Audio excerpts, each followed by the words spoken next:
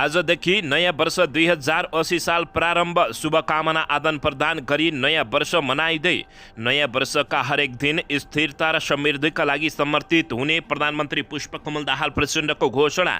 सबल र समुन्नत नेपाल निर्माणमा कटिबद्ध हुन राष्ट्रपति पौडेलको आग्रह। राजनीतिक नेतृत्वले विशेष योजना निर्माण गरी कार्यभार गर्न जरुरी रहेको सभामुख घिमिरेको दाबी। थाहा पाई देशलाई बर्बादीतिर नलान पूर्व राजा ज्ञानेन्द्र शाहको आग्रह। 5000 व्यक्ति हत्याको जिम्मा लिएको होइन भन्दै राजनीतिक प्रतिवाद मात्रै गरेको प्रधानमन्त्री पुष्पकमल दाहाल प्रचण्डको दाबी। भ्रष्टाचार गर्नेहरू सानले हिँडेको देखेर लाज लाग्छ, हामीले घण्टा गनेर कारबाही गरेर देखाएको रवि लामिछानेको भनाई। बालेन्द्र शाहको भनाई कि काठमाडौँको हितमा काम गर्नुहोस् कि त सिंहदरबार अरू पालिकामा सार्नुहोस्। काठमाडौँका मेयर बालेन्द्र शाहलाई सङ्घीय सरकारको सुझाव, जनताको स्वास्थ्यमाथि खेलबाड नगर्नुहोस्। गगन कुमार थापाले भन्छन्, नागरिकले आफ्नै सपनाको मलामी जानुपर्ने अवस्था आयो। पुरानो वर्षको बिदाई र नयाँलाई स्वागत। यी हुन् 2079 का महत्त्वपूर्ण 10 घटनाक्रम। के हुन् त यसबारे सम्पूर्ण जानकारी। दार्चुलामा युवा र युवती मृत अवस्थामा फेला, सँगै भेटियो फुटेको मोबाइल। अनावश्यक दबाव म झेल्छु, तपाईँहरू काम गर्नुहोस् भन्दै उपप्रधानमन्त्री नारायण काजी श्रेष्ठको भनाई। नयाँ वर्षदेखि काठमाडौँ प्लाजाबाट सेवा दिने काठमाडौँ महानगरपालिकाको तयारी। रासपाका ढाका कुमार श्रेष्ठको सांसद नरहेको राष्ट्रिय स्वतन्त्र पार्टीको पत्र। सांसद सचिवालयमा कृष्ण बहादुर महराको 50 लाख र गकुल प्रसाद बाजकोटाको 70 करोड काण्ड। प्रचण्ड ओलीले नगरेको साहस रवि लामिछानेले गरे।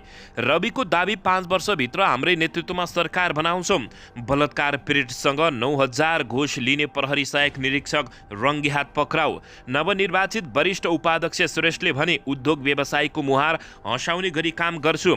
र गभर्नर महाप्रसाद अधिकारीले राष्ट्र बैङ्कबाट नियम विपरीत लिए 38 लाख रुपियाँ। एयरपोर्टमा कार्यरत कर्मचारीका लागि गोजी रहित पोसाकको व्यवस्था। फेरि बढ्दै कोरोना भाइरसको संक्रमण दर। एकै दिन 106 जनामा कोरोना भाइरस संक्रमण पुष्टि। अब हेर्नुहोस् पुरा समाचार। दर्शक महानुभावहरू नमस्कार। नेपाली न्युज टिभीको न्युज बुलेटिन खबरमा यहाँहरूलाई हार्दिक स्वागत छ। सदा झैं आज पनि तपाईहरूमाझ देश तथा विदेशका महत्त्वपूर्ण समाचार अपडेटका साथ उपस्थित भइसकेका छौं। दर्शक महानुभावहरू, हामीलाई तपाईहरूले कहाँदेखि हेर्दै हुनुहुन्छ नेपाल भाइ जिल्ला र ठाउँको नाम लेख्नुहोला। यदि विदेशमा हुनुहुन्छ भने आफू रहेको देशको नाम पनि लेख्न नभुल्नुहोला। र हाम्रो च्यानल नेपाली न्युज टिभीलाई अहिलेसम्म पनि सब्स्क्राइब गर्नुभएको छैन भने सब्स्क्राइब गर्नुहोला, साथै सँगै रहेको बेल आइकनलाई दबाउन पनि नभुल्नुहोला। दर्शक महानुभावहरू, 2079 साललाई विदाई गरेर आज 2080 सालमा प्रवेश गरेका छौँ। यो सँगै देश तथा देश बाहिर रहेका सम्पूर्ण दाजुभाइ दिदीबहिनी आमाबुबा तथा सम्पूर्ण हाम्रा दर्शक महानुभावहरू 2080 सालको हार्दिक मङ्गलमय शुभकामना छ। आज शुक्रबारबाट विक्रम सम्वत 2080 साल सुरु भएको छ। 1 वैशाखलाई नेपालीहरूले नयाँ वर्षको रूपमा मनाउँदै आएका छन्। दर्शक महानुभावहरू, नयाँ वर्ष प्रारम्भ भएको पहिलो दिन शुक्रबार देश तथा विदेशमा रहेका नेपालीहरूले एक अर्कामा शुभकामना आदान प्रदान गरी नयाँ वर्ष मनाइरहेका छन्। नयाँ वर्षको अवसरमा सरकारले सार्वजनिक बिदा समेत दिएको छ, जसका कारण नयाँ वर्षको दिन साथीभाइ तथा परिवारका सदस्यहरू भेला भएर घुम्न जाने, रमाइलो गर्ने गरिरहेका छन्। यस दिन नयाँ कामको थालनी गर्ने परम्परा समेत रहेको हो। मल्लकालदेखि नेपालमा मौलिक शताब्दका रूपमा चल्दै आएको विक्रम सम्वत विक्रम द्यान्तीले चलाएका हुन्। नेपालमा मात्र मौलिक रूपमा यो सम्वत चल्ने गरेको छ। दर्शक महानुभावहरू, तपाईहरूले नयाँ कामको थालनी गर्नुहोला र तपाईहरूको नयाँ काम सक्सेस रूपले अगाडि बढोस् भन्ने हाम्रो टिमको कामना रहेको छ। दर्शकबिन, यसैबीच प्रधानमन्त्री पुष्पकमल दाहाल प्रचण्डले नयाँ वर्षमा विश्वास, आशा र साहसका साथ राष्ट्रका कमजोरी नभई राष्ट्रका क्षमता उजागर गर्ने बताएका छन्। नव वर्ष 2080 सालको अवसरमा शुभकामना व्यक्त गर्दै प्रधानमन्त्री प्रचण्डले भने, सङ्कल्प गरौँ सिङ्गो राष्ट्रको साझा सङ्घर्ष र सङ्कल्पबाट यो वर्ष केवल क्यालेन्डर परिवर्तन गर्ने छैनौँ, राष्ट्रको आर्थिक र सामाजिक जीवनमा पनि रचनात्मक परिवर्तन ल्याउने प्रधानमन्त्री प्रचण्डले घोषणा गरेका छन्। उनले परम्परागत प्रकृतिको विकासको मोडेल र योजना तर्जुमा प्रक्रियामा क्रमभङ्ग गर्न गइरहेको बताउन एउटा सकारात्मक वातावरण बनाइरहेको उल्लेख गरेका छन्। सन्देशमा भनिएको छ, बैंक ब्याज दर कम हुँदै गएको छ। व्यवसायीहरूको बैंक ब्याज दर सम्बन्धी चिन्तालाई सम्बोधन गर्ने सकारात्मक छलफल भएको छ। राजस्व सङ्कलनमा वृद्धि भइरहेको छ, तर हाम्रै पुस्ता र नयाँ पिँढीको गुणस्तरीय भविष्यका लागि हामीले अझै धेरै मेहनत गर्नुपर्ने प्रधानमन्त्री प्रचण्डले बताएका छन्। उनले सामूहिकताको सांस्कृतिक विकास गर्दै थुप्रै चुनौतीलाई सहमति र सहकार्यबाट परास्त गरेका सफल अनुभव व्यक्त गर्दै नयाँ वर्षलाई पनि सहमति र सहकार्य मार्फत समृद्ध नेपालको आधार निर्माण गर्ने वर्षका रूपमा मनाउन आम जनसमुदायहरूमा विशेष अपील गरेको बताइएको छ। निर्देशनको तहलाई कार्यान्वयनमा लैजान परम्परागत अवरोध बीच पनि यो बीचमा सकारात्मक सुरुवात भएको प्रधानमन्त्री पुष्पकमल दाहाल प्रचण्डले बताएका छन्। दर्शक महानुभावहरू, यसैबीच पुरानो वर्षको विदाई र नयाँ वर्षलाई स्वागत गरिसकिएको छ। दर्शक महानुभावहरू, 2079 सालका के महत्त्वपूर्ण घटना घटे त देशमा, यसबारे पनि हामीले जानकारी लिनेछौँ। दर्शक महानुभावहरू, यसबारे हामीहरूले शुक्रबार 2080 सालको पहिलो दिन सुरु भएको छ। विदाई भएर जाँदै गरेको पुरानो वर्ष 2079 सालमा के महत्त्वपूर्ण घटनाक्रम घटेका छन् त यसबारे हामीहरूले सम्पूर्ण जानकारी दिनेछौँ। आर्थिक मन्दी, बढ्दो बेरोजगारी र युवा का घटनाले मानिसहरूमा नैराश्यता उत्पन्न गरेको छ। बिदा हुँदै गरेको वर्ष 2079 मा केही महत्त्वपूर्ण राजनीतिक र सामाजिक घटनाक्रम भए, जसलाई यहाँ हामीहरूले चर्चा गरिरहेका छौँ। दर्शक महानुभावहरू, 2079 सालमा भएका महत्त्वपूर्ण राजनीतिक घटनाक्रम मध्ये स्थानीय तहको निर्वाचन एक रहेको छ। वैशाख 31 गते भएको निर्वाचनमा नेपाली काङ्ग्रेस पहिलो दलको रूपमा स्थापित भएको छ। नेपाली काङ्ग्रेस माओवादी सहितको गठबन्धन विरुद्ध एक्लै प्रतिस्पर्धा गरेको नेकपा एमाले दोस्रो स्थानमा रहेको हो। दर्शक महानुभावहरू, यसैबीच यता प्रधान न्यायाधीश चोलेन्द्र शमशेर जबरा विरुद्ध महाभियोग लगाइएको हो। प्रधान न्यायाधीश चोलेन्द्र शमशेर जबरा विरुद्धको महाभियोगको यो वर्षको अर्को महत्त्वपूर्ण घटना समेत रहेको छ। दर्शक महानुभावहरू, अघिल्लो वर्षको फागुन 1 गते सांसद सचिवालयमा दर्ता भएको महाभियोग 7 महिनापछि प्रक्रियामा पनि गएको थियो। दर्शक महानुभावहरू, त्यसैबीच प्रतिनिधि सभाको निर्वाचन भएको छ। मङ्सिर 4 मा सम्पन्न आवधिक निर्वाचन गत वर्षको सबैभन्दा महत्त्वपूर्ण राजनीतिक घटनाक्रम हो भने 2074 सालको निर्वाचनबाट पहिलो दलको रूपमा स्थापित नेकपा एमालेलाई पछि पार्दै नेपाली काङ्ग्रेस पहिलो दल बनेको हो। समानुपातिक तर्फ भने पपुलर भोटमा नेकपा एमाले नै अगाडि रहेको छ। दर्शक महानुभावहरू, त्यसैबीच यता पुरानो गठबन्धन भत्किएर नयाँ गठबन्धन बन्न भ्याएको छ। नेकपा एमालेका अध्यक्ष एवं तत्कालीन प्रधानमन्त्री केपी शर्मा ओलीले गरेको प्रतिनिधि सभा विघटनलाई प्रतिगमनको संज्ञा दिएर बनेको काङ्ग्रेस माओवादी समाजवादी गठबन्धन पुस 11 गते टुट्यो र काङ्ग्रेस सभापति शेरबहादुर देउवालाई प्रधानमन्त्री मान्न प्रचण्डलाई प्रधानमन्त्री दिन काङ्ग्रेस तयार नभएपछि पुरानो गठबन्धन टुटेको बताइएको छ।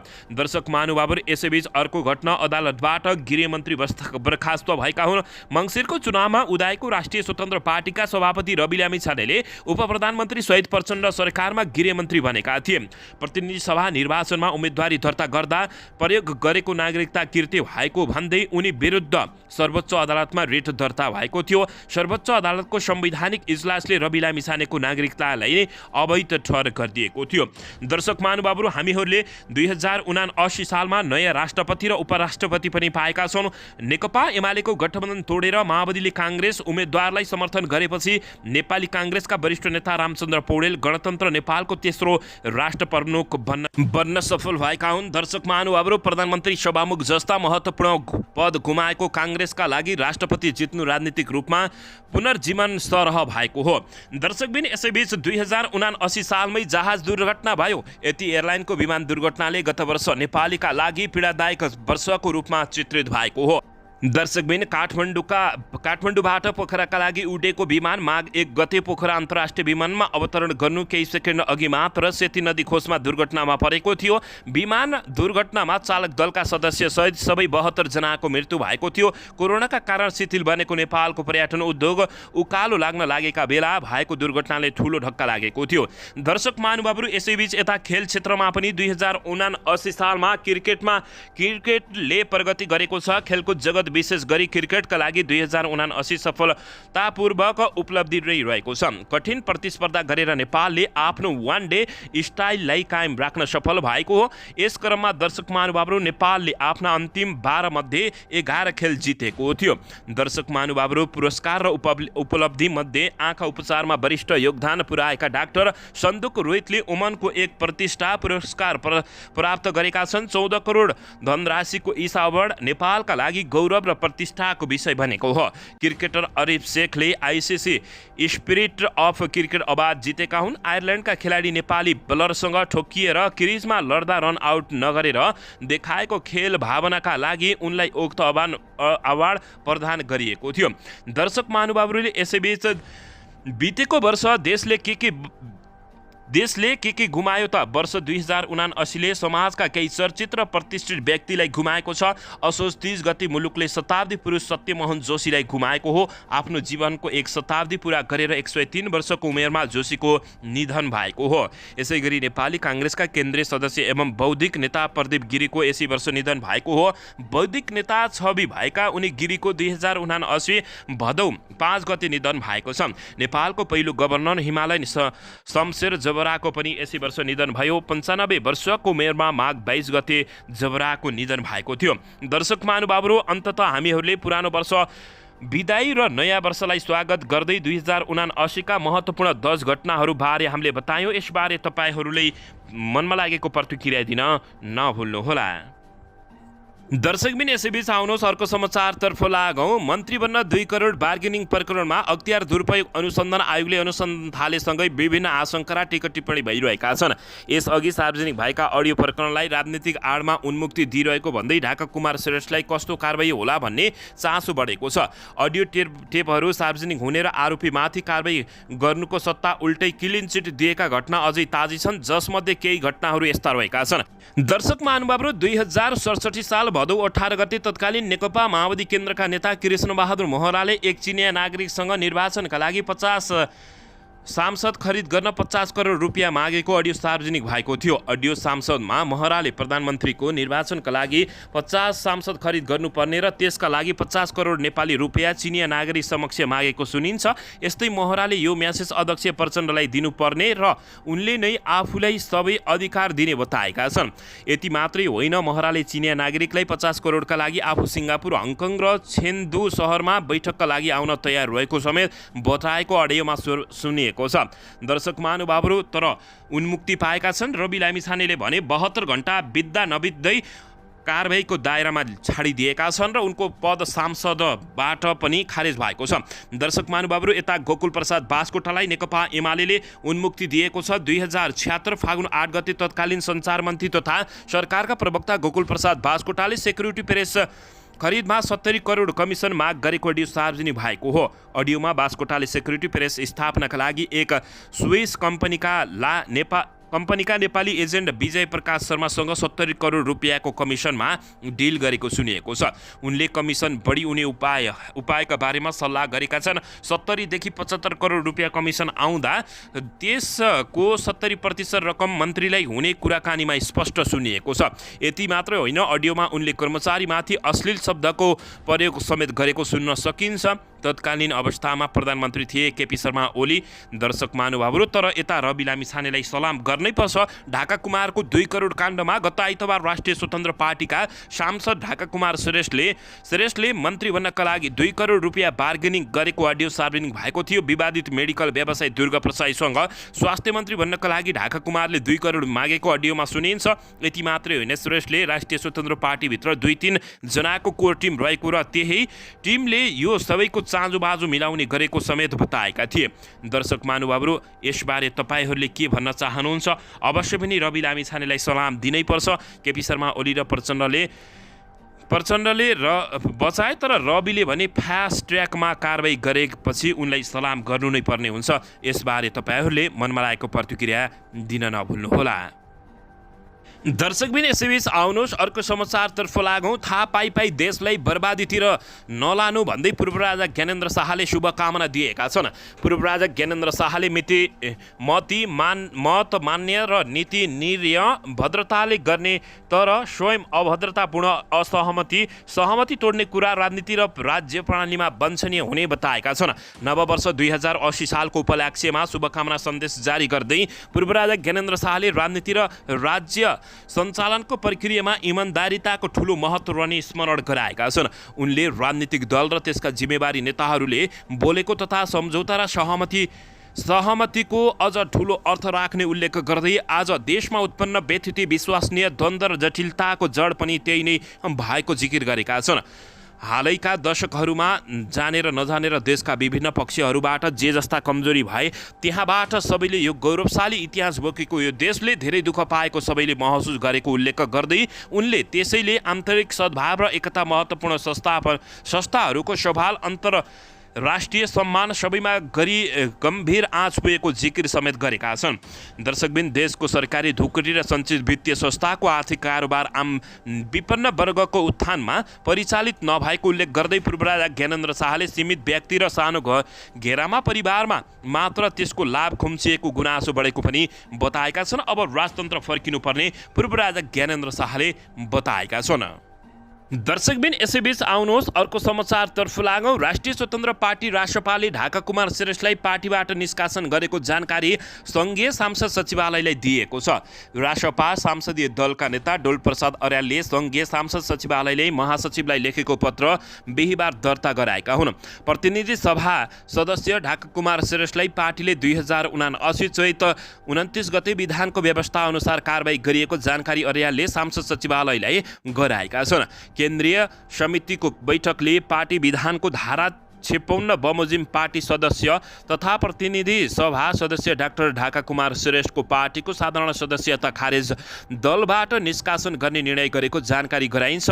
पत्रमा भनिएको छ सो निर्णय बमोजिम निजको सांसद पद रिक्त हुने भएकाले उक्त रिक्त पदमा कानुन बमोजिम पदपूर्तिका लागि आवश्यक प्रक्रिया अगाडि बढाउनु हुन अनुरोध सहित राजनीतिक दल सम्बन्धी ऐन 2073 को दफा 34 बमोजिम सदर सूचित गराउँदछ उनले बताएका छन्। सांसद सचिवालयका प्रवक्ता एकराम गिरीले पत्र प्राप्त भएको बताएका छन्। उनले सचिवालयले सबै कानुनी प्रक्रिया अध्ययन गरेर सभामुख समक्ष पत्र पेश गर्ने बताएका छन्।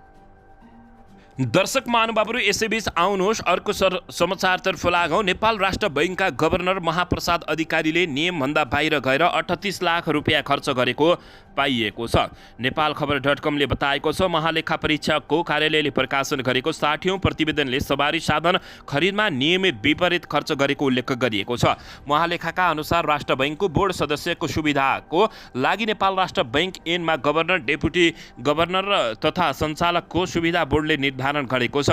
बोर्डमै रहने गभर्नर डेपुटी गभर्नर र सञ्चालकले आफ्नै सुविधाका लागि निर्णय गर्दा स्वार्थ बाँचिने कारण सम्बन्धित पदाधिकारी उपस्थित नहुने उल्लेख गरिएको छ। बैठकको सवारी साधन सुविधा व्यवस्था कार्यविधि 2078 अनुसार गभर्नरलाई 1 करोड 40 लाख, डेपुटी गभर्नरलाई 1 करोड 10 लाख र कार्यकारी निर्देशकलाई 55 लाखसम्मको सुविधा दिन सकिनेमा निर्देशिकामा भन्दा फरक गरी गभर्नरले 1 करोड 78 लाख, डेपुटी गभर्नरले 1 करोड 43 लाख र कार्यकारी निर्देशकले 71 लाख 50 हजार रुपियाँ मूल्यको सवारी साधन खरिद प्रयोग गरेको महालेखाले बताएको छ। दर्शक महानुभावहरू यता पनि भ्रष्टाचार उता पनि भ्रष्टाचार यो देशमा अब के होला तपाईहरूले मनमा लागेको प्रतिक्रिया दिई सुझाव र सल्लाह दिन नभुल्नुहोला। दर्शक महानुभावहरू यसैबीच आउनुहोस् अर्को समाचारतर्फ लागौँ। राष्ट्रिय स्वतन्त्र पार्टी राष्ट्रपाका सभापति रवि लामिछानेले आउँदो 20 वर्षभित्र आफ्नै नेतृत्वमा सरकार गठन गर्ने दावी गरेका छन्।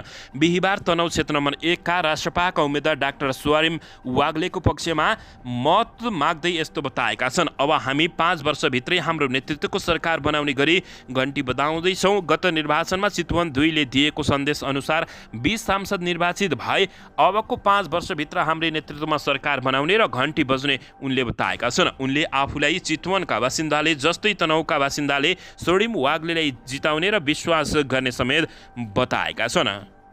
दर्शकबिन यसैबीच आउनुहोस् अर्को समाचारतर्फ लागौँ। नेकपा माओवादी केन्द्रका अध्यक्ष तथा प्रधानमन्त्री पुष्पकमल दाहाल प्रचण्डले 5,000 जना मारेको जिम्मा लिएको होइन, राजनीतिक प्रतिवाद गरेको मात्रै हुँ भनेका छन्।